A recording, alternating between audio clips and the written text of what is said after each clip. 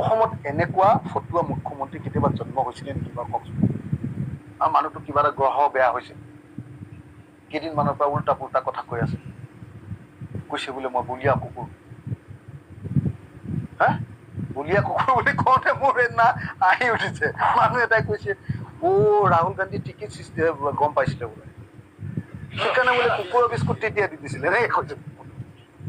ৰাহুল গান্ধী বোলো এইটো বহুত দূৰদৰ্শী মানুহ দেই ৰাহুল গান্ধী, তেতিয়াই গম পাইছিলে এইটোতো কুকুৰৰ লগৰ, সেইকাৰণে বোলে কুকুৰৰ বিস্কুট দি দিছিলে, একেলগতে কুকুৰৰ লগত বিস্কুট দিছিলে। এতিয়াতো নিজে কৈ দিলে মই বলিয়া কুকুৰ বুলি। ৰাহুল গান্ধীয়েতো বলিয়া কুকুৰ বুলি ভবাই নাছিলে, কুকুৰ বুলিয়ে ভাবিছিলে। চাওকচোন কাহিনীবিলাক কি, অসমৰ মুখ্যমন্ত্ৰীজনৰ ষ্টেণ্ডাৰ্ডটো কলে গৈছে। অসমত এনেকুৱা ফটুৱা মুখ্যমন্ত্ৰী কেতিয়াবা জন্ম হৈছিলে নেকি বাৰু কওকচোন। এনেকুৱা তৰল, এনেকুৱা দুৰ্নীতিগ্ৰস্ত, অসমৰ ইতিহাসৰ আটাইতকৈ দুৰ্নীতিগ্ৰস্ত মানুহজন হয়নে নহয়?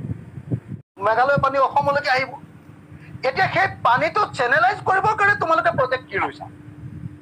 ইছ্যুটো সেইটোহে আছিলে।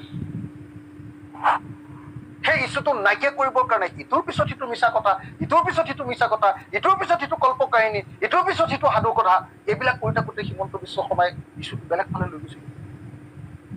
আৰু মানুহটো কিবা এটা গ্ৰহ বেয়া হৈছে, কেইদিনমানৰ পৰা উল্টা পুল্টা কথা কৈ আছে, কৈছে বোলে মই বলিয়া কুকুৰ।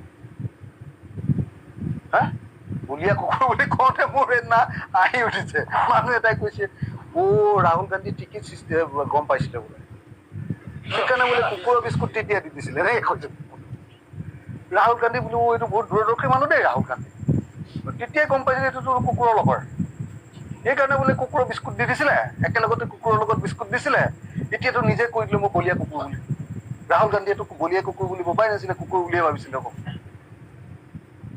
চাওকচোন কাহিনীবিলাক কি, অসমৰ মুখ্যমন্ত্ৰীজনৰ ষ্টেণ্ডাৰ্ডটো কলে গৈছে।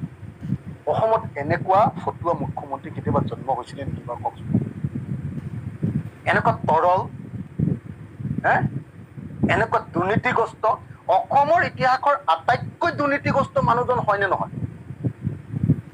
আপুনি নিজে চাওকচোন, এটা এটা কেলেংকাৰীৰ নাম আমাৰ দিনত। আজি এক সংবাদমেল আয়োজন কৰি মুখ্যমন্ত্ৰী ডক্টৰ হিমন্ত বিশ্ব শৰ্মাক তুলনা দিয়ে বিধায়ক অখিল গগৈ।